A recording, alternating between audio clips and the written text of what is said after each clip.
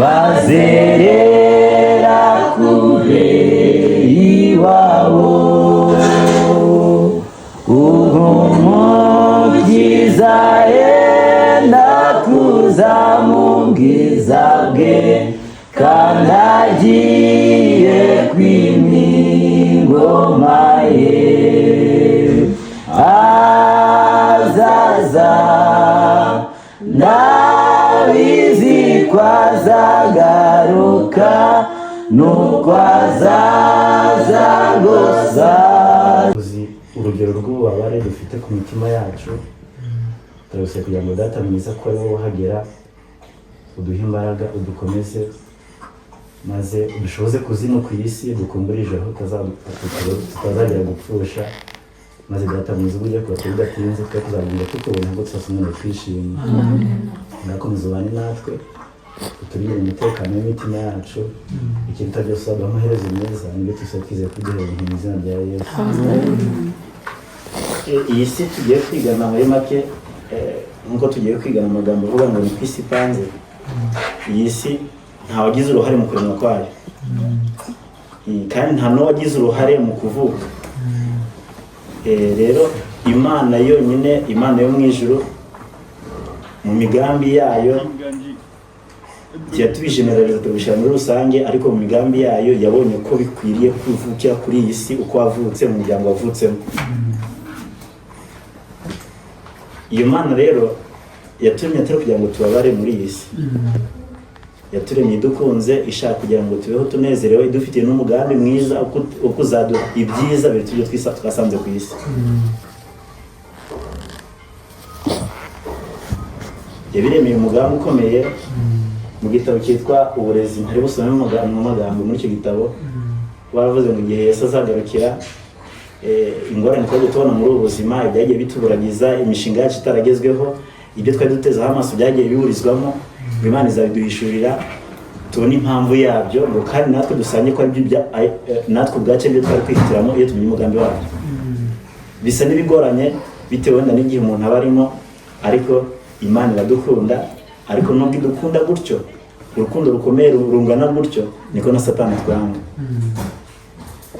Bibiliya itubwira ko nta muntu ku isi twemerewe kwanga, dutegetswe gukunda n'abanzi bacu.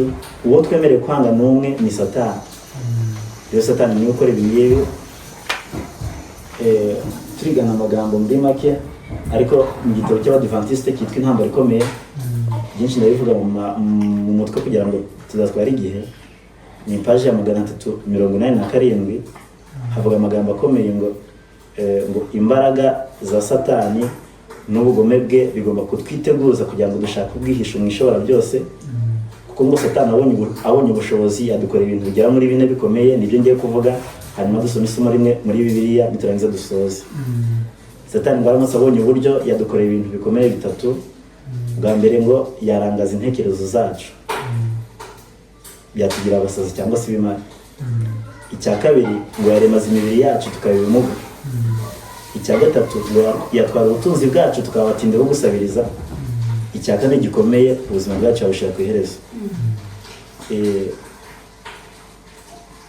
Hari igihe n'abakora ibibi bashiramo ak'umuntu, umujura yaza kukwiba akagira ibyo asiga atari uko gukunze, umuntu agahurirwaho n'indwara imwe atari uko Satani ariko yabipanze, ariko ngo Satani kuba byo nyine turi biremwa by'Imana atwanga urunuka. Nayo mpamvu natwe ubwacu ariwe twemerewe kwanga mu isi nzima. Kubona umuntu yahuriyeho n'ikibazo cyo kuba adafite ubwenge buzima, ni umusazi cyangwa n'ikimara, kabiri akaba ari ikimuga, ubwo wa musazi uraha atashobora kwikura, kandi ibyo ntabwo yifuza kuba ko umuntu umwe ngo bisibundi, kuko twese atwanga rumwe. Niyo mpamvu mu gitabo kimwe yaravuze ngo iyo turi gukora ibyo Satani ashaka, nicyo kimenyetso cy'uko tumukunda, ngo handi tugereranywa n'ibisekiramyanzi. Satani dukurikije rwanga twanga, natwe umutima agakwiye kutuvukamo kumwanga, kandi ubwo kumwanga igare gukunda Imana. Noneho Imana idukorera ibyiza byose, iduha amahoro, ababyeyi ikabaha kubyara, abarwayi ikabaha gukira, abari mu bukene ikabaha ubushobozi. Ibyo tubona hano ku isi byitwa ko ari imigisha tubona, ntabwo twakwiye kubirutisha Imana. Rero ubwo ngo Satani ngo akimara kuremaza intekerezo zacu yumva bidahagije akaremaza imibiri yacu. Icya gatatu akaremera ubutunzi bwacu kugira ngo wa muntu ufite ubumuga wenda bw'amaguru cyangwa se bw'ingingo runaka ate kugira ibitekerezo bizima byatuma wenda hari uburyo ubuzima bwe bwamworohera. Hari igihe muri ubu buzima usanga mumfashe tujyane ntabwo ndi butinde, hari igihe usanga mu buzima busanzwe umuntu asa n'uworoherwa n'ingorane zimuriho bitewe n'ubushobozi afite. Buriya uwacitse amaguru ari mu cyaro y'umusabe kujya guhinga atandukanye n'uwacitse amaguru ari ahantu afite ubushobozi bwabo kumukorera, bamushyira mu kagari bamujyana ahantu hamwe bamujyana ahandi. Satani rero ibyo ngibyo nabyo abigeraho akabona ko bidakwiriye ko wa muntu yanga waremwe n'Imana yagira ubwo bushobozi bw'imibereho bikazamworohera izo ngorane zindi yamuteje cyangwa se yamuteza, ngo akumva n'ubutunzi bwacu yaburimbura burundu. Icyo ngiye kuvuga kuri iki cya kane, murabizi ko muri ubu buzima hari igihe tujya tubona ingorane zabaye ku muntu, ni umurwayi cyangwa se n'ikirema cyangwa se n'umuntu ubabajwe n'ubu buzima, hakaba dusenga nabi tugasenga ngo Mana noneho muruhure. Ubwo kuruhura tuba tuvuze ni ukuhe? N'ubu cyane ko n'urupfu narwo rurimo imbabazi z'Imana. Rero ngo Satani ngo igituma icyo cya kane kibaho kugira ngo umuntu mu buzima bw'umuntu abushire ku iherezo, ngo ntabwo ari izo mpuhwe zo kuba twahuriyeho n'ibyo bigera muri bitatu, kuba turi abasazi cyangwa se turi ibimara no kuba turi ibimuga, ikindi turi n'abatindi bo gusabiriza. Ngo byo byonyine kuba turi ibiremwa by'Imana, Satani yumva tumuteye iseseme akumva ubuzima bwacu abushaka ku iherezo. Rero icyo namvugiye iki ngiki ni ukumenya ngo ibiriho byose bibi bitugeraho byose ni umugambi wa Satani, ari nta mpamvu duhamagarirwa kumwanga tugakunda Imana. Mu gitabo kimwe cyanditswe n'umuntu atari mu by'iyobokamana, ariko hari igihe abantu baba bahanga muri ubu buzima bagatangira bahakana Imana, ariko ku iherezo ry'ubuzima bwabo ugasanga bari kuyemera. Uwo nguwo umuhanga yaranditse agiye gusoza aravuga ati ngo ubuzima bwa hano ku isi, abantu bose bariho ku isi ngo ntabwo bariho ahubwo bitegura kuzabaho. Bisa n'ibyagorana, harimo amagambo asa n'aho ari ay'ubwenge cyangwa se no kuzimiza, ariko urebye umugambi Imana idufitiye ntabwo yari ishaka ko tubaho muri ubu buryo turiho. Niyo mpamvu twese duhamagarirwa gukurikira Imana, kandi Satani tuzi ko atwanga natwe tukamwanga urunuka. Noneho bya somo tugiye gusoma ni mu gitabo cya Yesaya tugiye gusoma.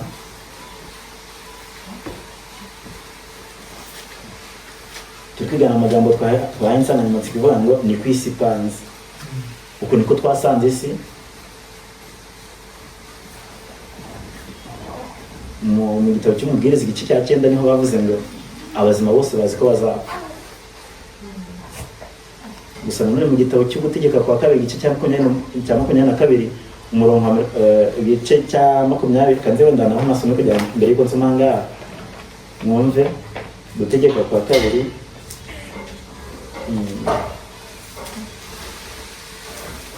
igice cya 32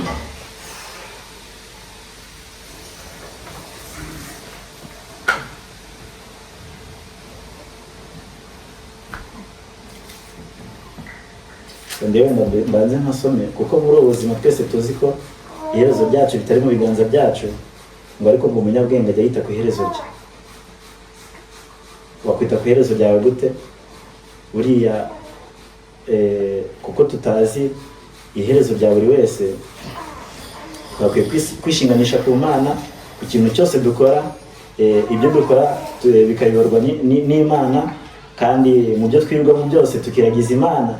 Mu gitabo cya Yakobo ho baravuze ngo nibyo tujye tugambira tujye tuvuga ngo Imana nibishoboza tuzagera kuri ibi n'ibi. Reka wenda iryo mu Gutegeka kwa kabiri turireke, naho bavuze ngo iyo abanyabwenge babitaye ku iherezo ryabo.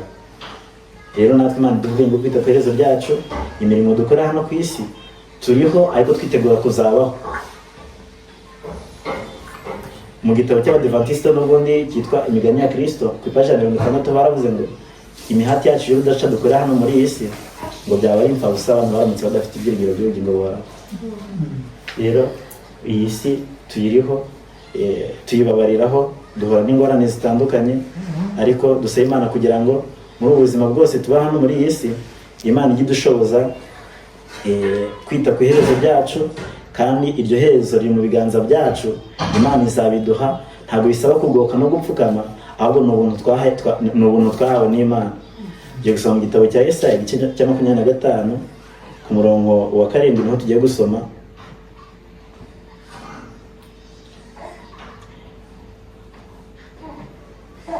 Umurongo wa 7 ariko umugambi ni umurongo wa 8. Ni amagambo avuga ngo kuri uyu musozi niho azamariraho rwose igitwikirizo cy'ubwirabure gitwikiriye mu maso h'abantu bose, kandi n'igitwikirizo gitwikiriye amahanga yose, kandi urupfu azarumira bunguri kugeza iteka ryose. Uwiteka Imana izahanagura amarira ku maso yose, n'igitutsi batuka ubwoko bwacyo azagikura ku isi hose. Uwiteka niwe ubivuze. Imana ngo ingorane zose tunyuramo mu gitabo cy'Uwifuza ibihe byose ni ku ipaji ya 409, aho baravuze ngo Imana yitaye kuri buri muntu wese nk'ari we wenyine yapfiriye, kandi ikabakaga n'ingorane tunyuramo, amarira urira ngo Imana nayirerana nawe. Buriya ikijya kibabaza Imana ni ukuba ibyo byose bijya bitubaho akenshi tujya tubyitira ngo kuko Imana yemeye ko bibaho. Niwo mugambi wibaje icyo kibazo mu mugambi wa Satani ugezweho. Dukwiye kujya tubaza ibyo ngibyo kuko Satani biduteza. Dukwiye kujya natwe umutima cyangwa se umutima w'urwango tuvuka muri twe wo kwangamo Satani kujya gutekereza ko ari Imana, kuko nizo ngorane zose zitubaho. Ijambo ry'Imana ritubwiye ko Imana izahanagura amarira yose hehe ku maso. Imana ibabajwe n'ingorane zacu, intimba zacu zigeraho, aho bavuze ngo n'imitwaro yacu, ngo imitwaro yo muri ubu buzima ngo ituremerera, ngo ibanze kuremera. Mbese urwego rituremereraho ntabwo ariko byakwiye kuturemereraho Imana itagitambitse hagati. Ibyo tunyura muri turemerera, Imana ibanza hagati yacu nabyo kugira ngo tworoherezwe muri ubu buzima. Ku rundi ruhande abantu batazi Imana ngo hari imitwaro yo muri ubu buzima ngo ibaremerere inkubwe ebyiri bitewe no kutamenya Imana. Ngo abantu bagiye mu ngorane ngo umva aribo baremerewe kuruta abandi. Iyi ni yanaringe. Rero ingorane zose tunyuramo, uburibwe tunyuramo, amarira tugira, agahinda kose ducamo, Imana ibiri kumwe natwe. Reka dusabe Imana kugira ngo ibyenge byacu byo kubivaho, ahubwo tuyihanga amaso, kuko ubu ntabwo turiho, ahubwo twitegura kuzabaho. Buri wese twahuriye ahangaha aharaniye mu mutima kugira ibyiringiro by'ubugingo buhoraho. Ibyo nabasabira muri aya masaha, kuko iyi si uko twayisanze ntacyo twayihinduraho.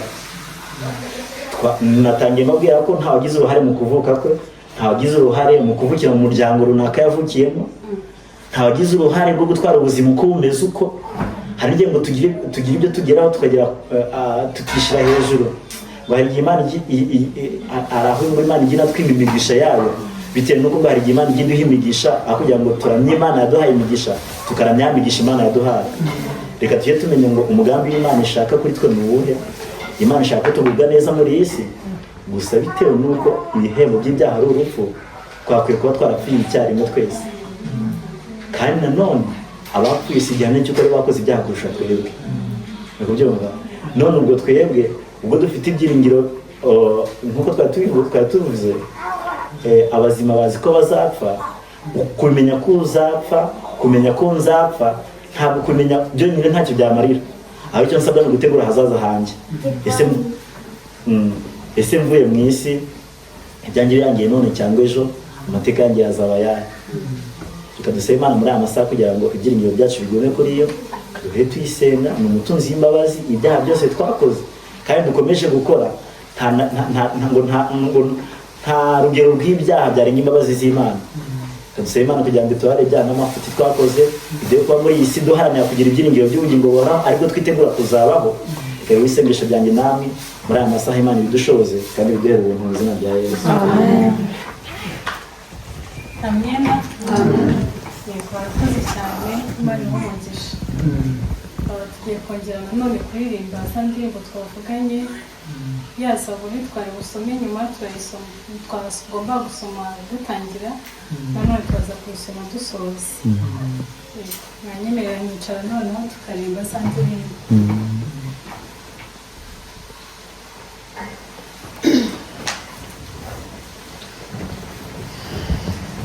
turahera ku ya 220 ivuga ngo mbese Yesu amwitaho.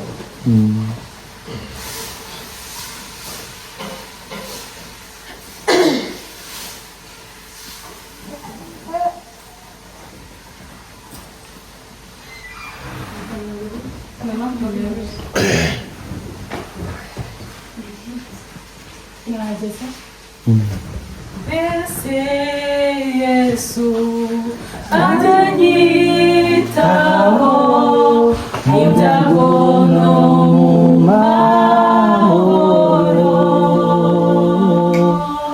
mu mibabaro no mu miruho no mu rugendo rurushya.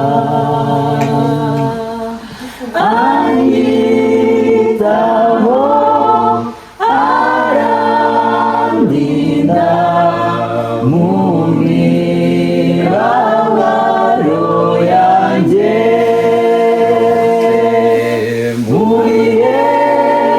muyemerewe nabi umukiza wanjye anyitaho.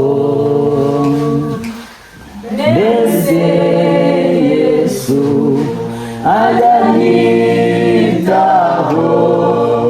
iyo ngenda mu mwijima, niyo mwijima wakagongose, mbese Yesu aba bugufi. Anyitaho arandinda mu mibabaro yanjye,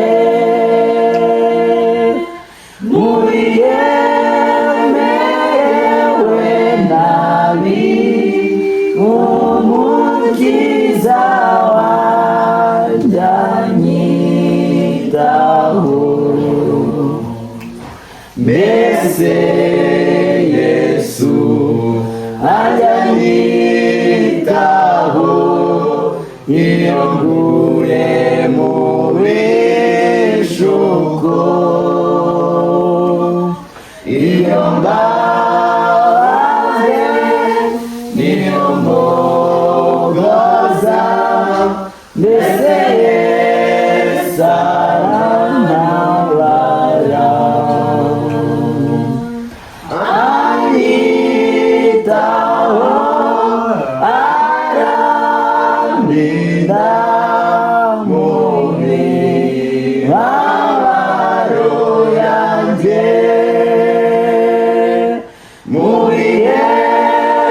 muyemerewe nabi umukiza wanjye anyitaho. Mbese Yesu anyitaho iyo nsezeye ku nshuti, iyo mbabazwa simpumurizwe, mbese Yesu ababireba. Anyitaho arandinda mu mibabaro yanjye,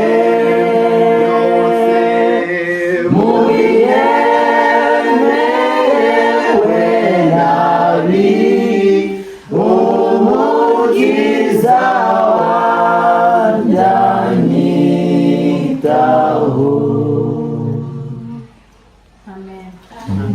Tugiye ku ya 44 n'ubundi mu gitabo cy'Abadive.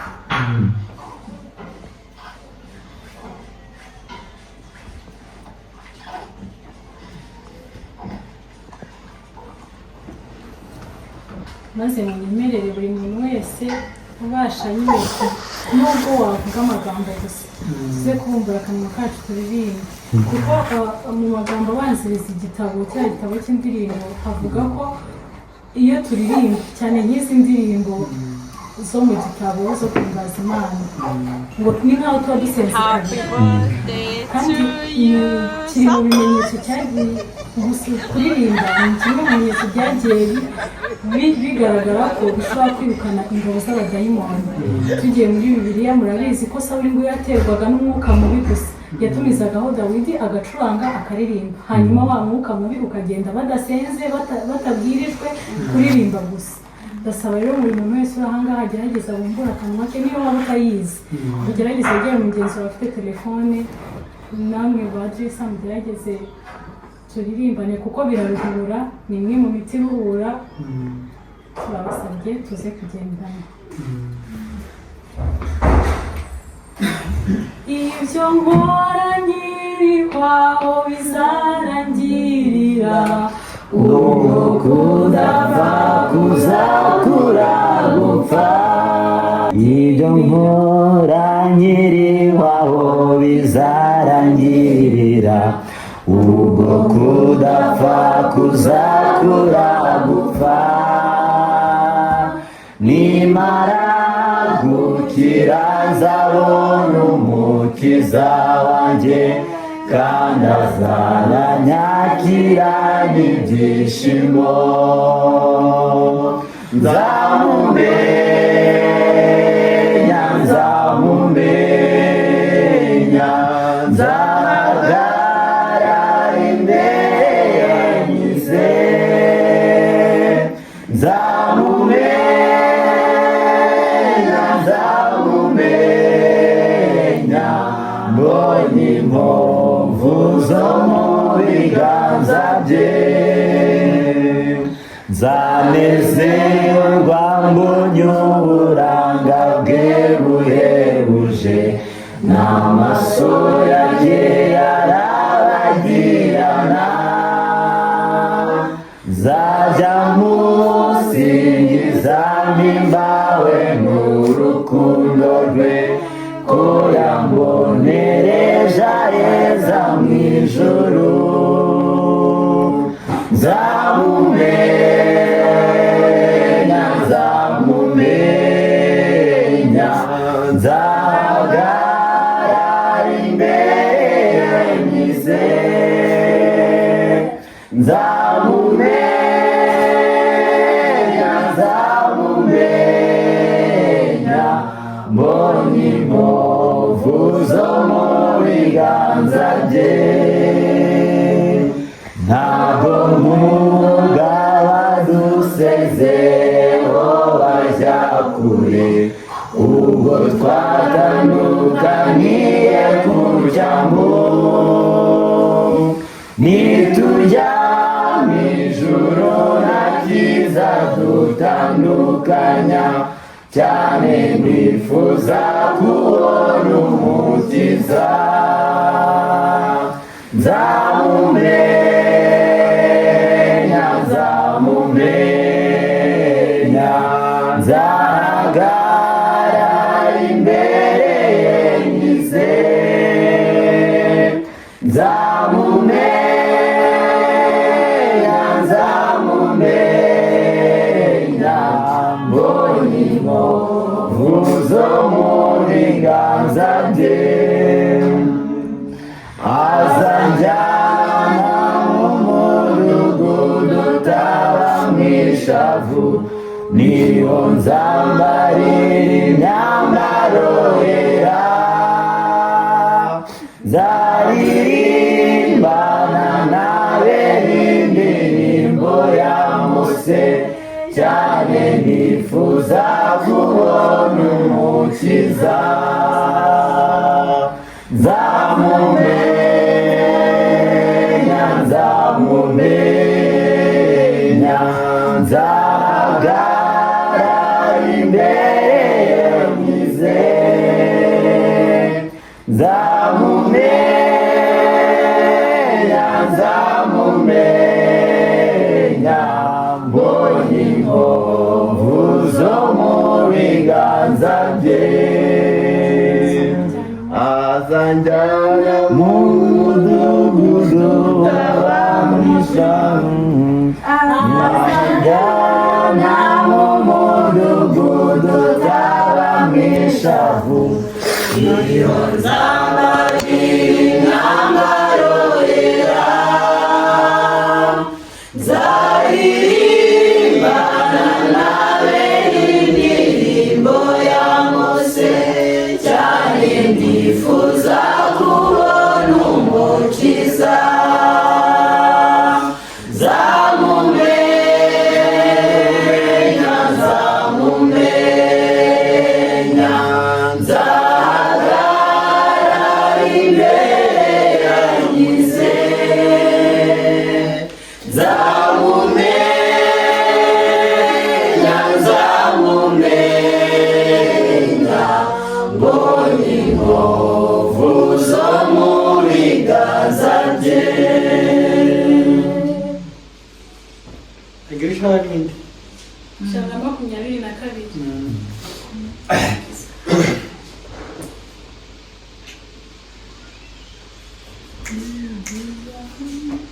Nahageze nyigiza hafi mbane nawe najya ndutira kubana nawe ngumisha mu gituza cyawe misharire mu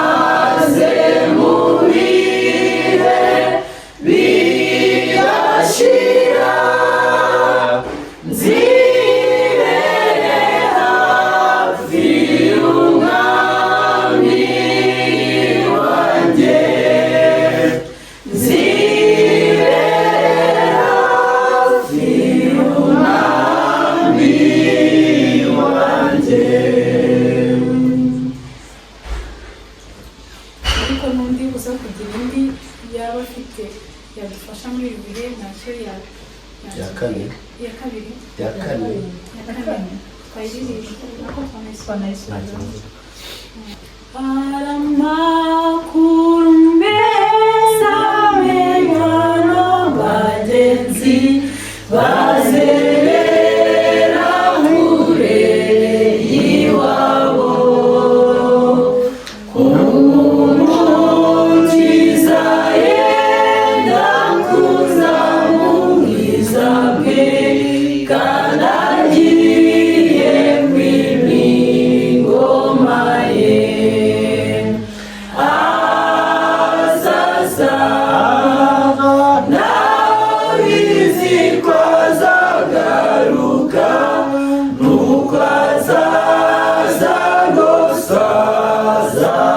baza abagenzi bose barembye bazakira umukiza naza kwima ibituro by'abera bose uko bangana byose bizakirwa rwose kandi intego z'abasinzira mu kuzimu bazongera gutura mu isi azaza ntabizi ko azagaruka nuko azaza rwose azaza abagenzi bose barembye bazakira umukiza naza kwima nta kizadutanya muri iyo si nshya nziza tuzaririmba uko twakize abacunguwe bazaba bavuye hose baramya umwami wo mu ijuru azaza ndabizi ko azagaruka nuko azaza rwose azaza abagenzi bose barembye bazakira umukiza naza kwima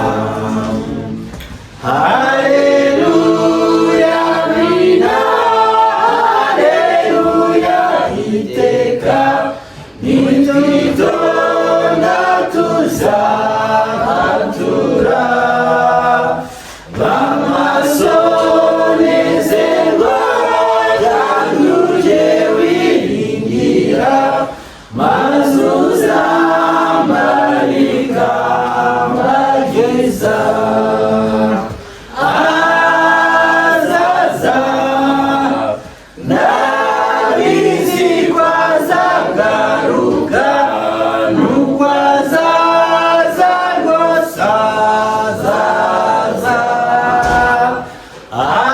abagenzi bose barembye bazakira umukiza naza kwima ya munani abarokotsi ibyago byo hasi bazakoranwa abazatumira azajyana nabo umwami agarukiko ndera rye rizavuga amateka azaba agiye gucibwa azaba yabararitse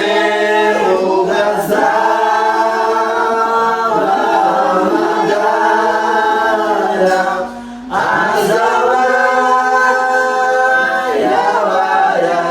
yabararitse azakubwira azajyana nabo uwo munsi abapfuye muri Kristo bazazurwa bazava muri turoma we rwose aho yitoreye bazimana nawe mu ijuru ubwo azagenda azagenda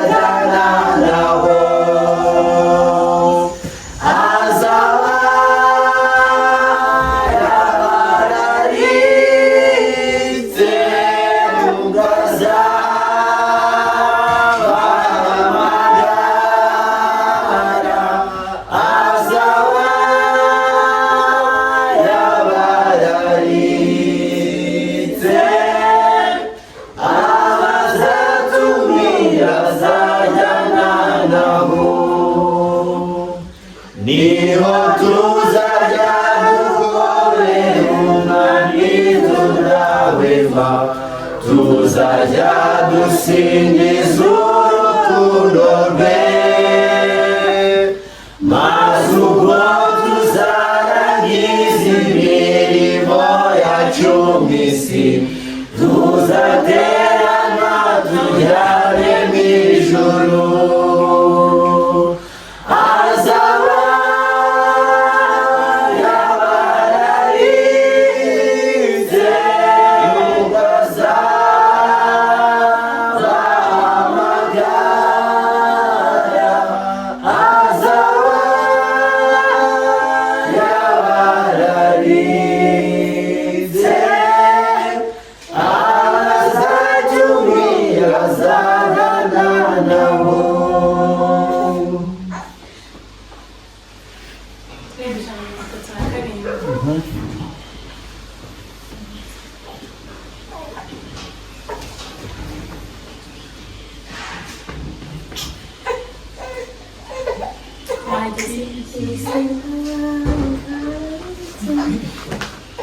isi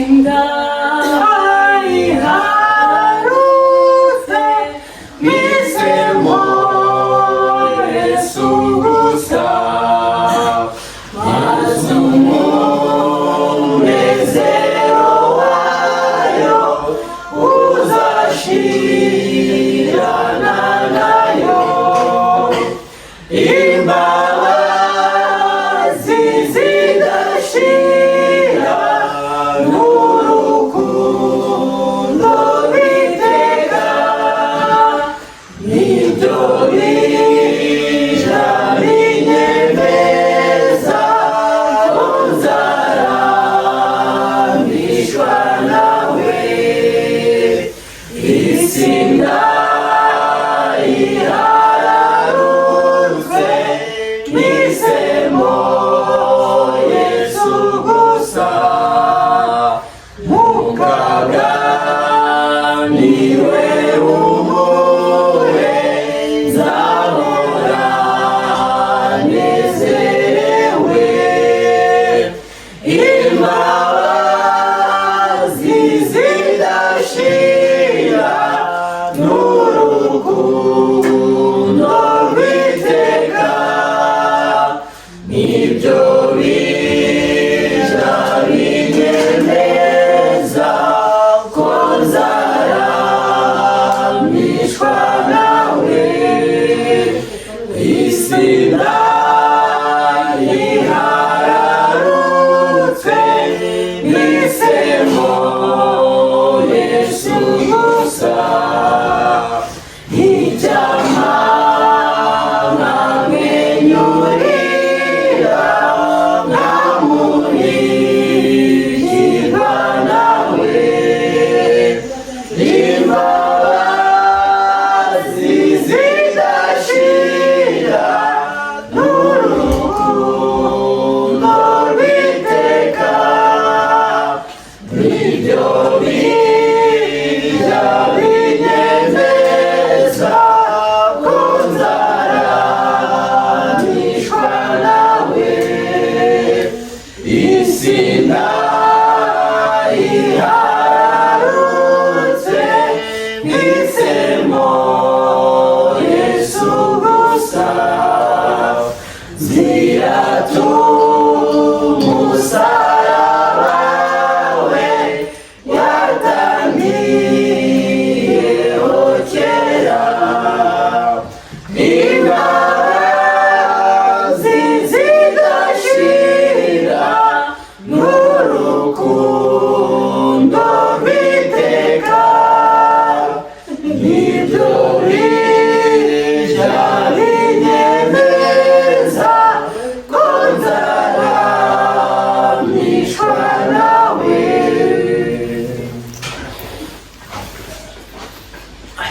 undi ufite indi nawe yatubwira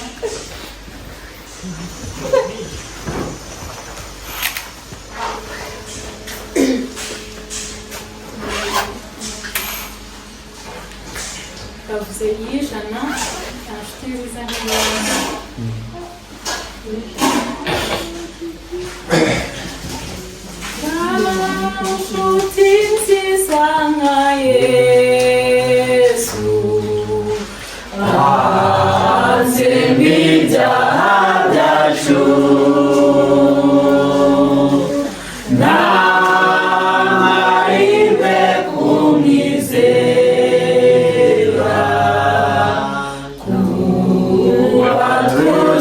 uza na se. Iyo tubabaye rwose dufite ishavu ryinshi,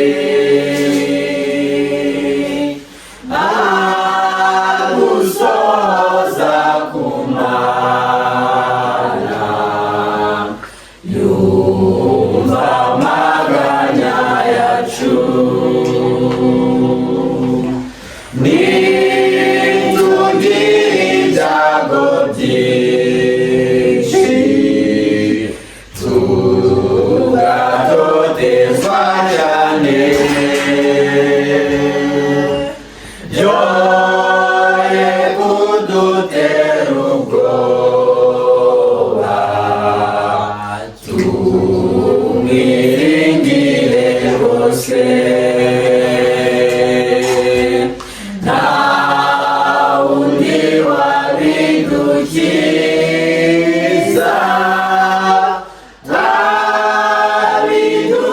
abiduhemuraho. Yesu azi intege nke zacu, yawisunga Uwiteka. Nitugira ishavu ryinshi tukababara rwose, Yesu niwe uturokora, komeza umwizigire. Niba kugira ruvumwa wisunga Umwami Yesu, ntazagira ubwaguhana, yuhora umwizigiye. Ijana na mirongo itandatu na kane.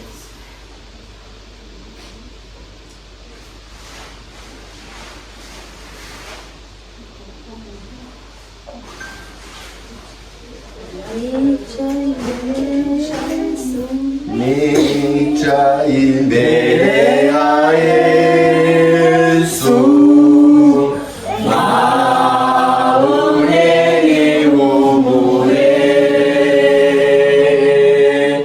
nagura igikuriro, iby'amanywa y'ibera. Iyo nicaye imbere ye, nimenya ubugoryi, kumuhanga amaso nibyo bimpa gukiranuka. Kwicara imbere ya Yesu nta mahirwe arutayo, niho nzigira imbabaza, nkumva nduhutse rwose. Iyo nicaye imbere ye, nkunda kumuganyira, nawe ababarana nanjye, maze akamuhumuriza. Yesu mumugisha wawe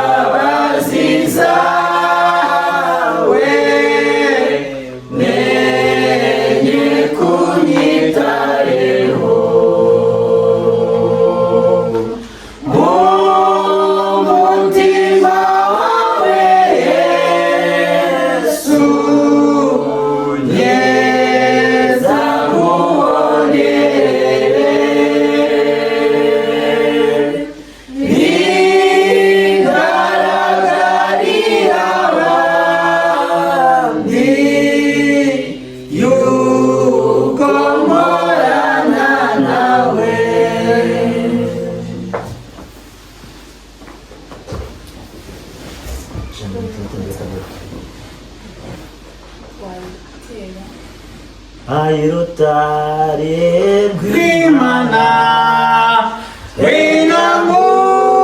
winamubwireho kubw'imbabazi zawe kera waramenewe none ubu mwihishemo umujinya w'Imana ibyo twakora byose n'umwete wacu wose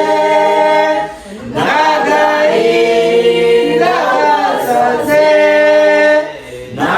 n'amarira adashira byose ntibyashobora kudukura w'ibyaha Yesu ibyo mfite byose nta mumaro bigira sinabasha kwikiza ndagushaka ubuntu unyuhagira imbyiro mutabazi negupfa nuko nkiri muzima nabihutiyeho no ku munsi w'imanza nigera imbere yawe ayirutare rw'Imana uzandeke mwisumye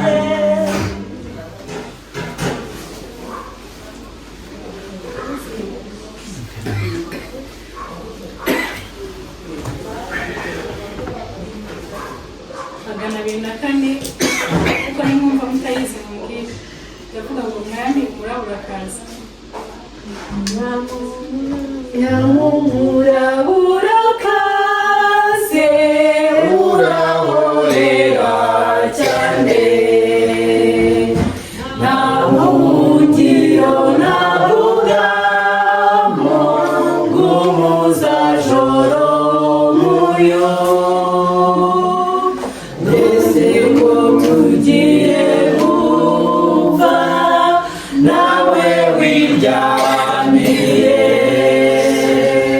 dore umuraba wabaye icyago tugiye kurengerwa umurabura nyumvira rwose utuze niba umurabuje kuryo cyangwa dayimoni cyangwa se abantu n'amazi yabasha kurengera ubwato umwami wa byose arimo dore byose biranyumvira bituze dore byose biranyumvira biratuza mwami mfite agahinda n'umubabaro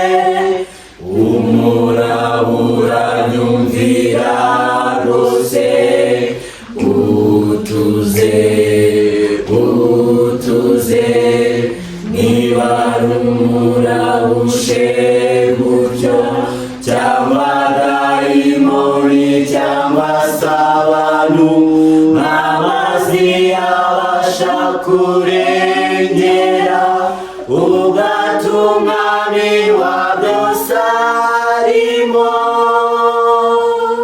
dore byose biranyumvira bituze bituze dore byose biranyumvira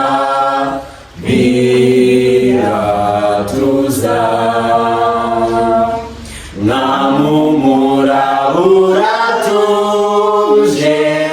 ubunabwoba mfite amaze no gutamuruka mfite ibyishimo byinshi nuko mwami ndakwinginze ntusige jyenyine dukire muri iki cyambu kirimo amahoro masa umurabura nyumvira rwose utuze utuze niba rumurabushe gutyo cyangwa dayimoni cyangwa se abantu n'amazi abasha kurengera ugatumwami wa byose arimo dore byose biranyumvira bituze bituze dore byose biranyumvira biratuza amena. Amen. Turi kugera ku musozo wa ya gahunda yacu. Mbere yuko tugera ku musozo rero ushobora kuba undi muntu waba ufite ijambo ariko n'ubundi bijyanye no guhumuriza abavandimwe cyangwa kuduhumuriza twese muri rusange, cyangwa se uwaba afite ubuhamya cyangwa ishimwe kugira ngo bibashe gufasha abavandimwe muri iki gihe, yafata umwanya mutoya utarambiranye, hanyuma tukaza kongera gusoza n'indirimbo tunasoma ya zaburi twavuze.